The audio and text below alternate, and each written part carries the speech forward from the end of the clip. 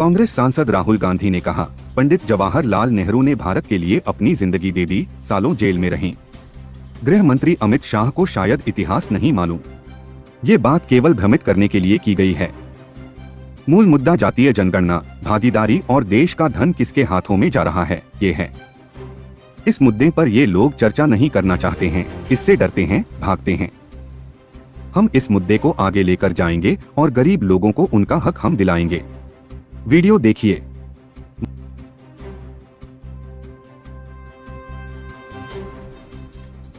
तो समीक्षा integration bill आया, उसमें पंडित नेहरू को बहुत ज्यादा क्रिटिसाइज किया गया।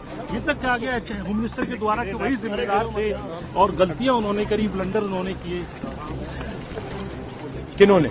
पंडित नेहरू को। पंडित नेहरू ने मतलब अपनी लाइफ दे दी,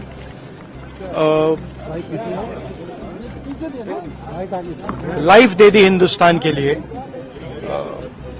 सालों जेल में रहे। अमित शाह जी को शायद हिस्ट्री नहीं मालूम, वो तो मैं एक्सपेक्ट ही नहीं कर सकता हूं कि उनको हिस्ट्री मालूम। वो तो हिस्ट्री को रीराइट करते रहते हैं। ये पूरा का पूरा डिस्ट्रैक्ट करने का है। बेसिक इशू जाति जनगणना और जो भागीदारी है इस देश की, जो धन देश का है, वो किसके हाथों में जा रहा है, ये मेन इशू है। और इस इशू को ये लोग डिस्कस नहीं करना चाहते, इससे डरते हैं, इससे भागते हैं। मगर ये इशू को हम आगे ले जाएंगे और जो गरीब लोगों का हक है वो हम उनको दिलवाएंगे। ठीक है, ये सब ये नहीं बिल्कुल नहीं बिल्कुल नहीं निकाला। छत्तीसगढ़ के अंदर ट्राइबल दिया ओबीसी, आपको लगता है आप लोग मैंने सुनिए देखिए, हमारा भी ओबीसी था, इन्होंने ओबीसी दिया, ठीक है, वो इशू नहीं है। सवाल ये है कि स्ट्रक्चर के अंदर कितनी भागीदारी है। प्रधानमंत्री ओबीसी हैं, मगर सरकार को 90 अफसर चलाते हैं। 90 अफसर में से 3 ओबीसी हैं और जो ओबीसी हैं उनका कोने में ऑफिस है।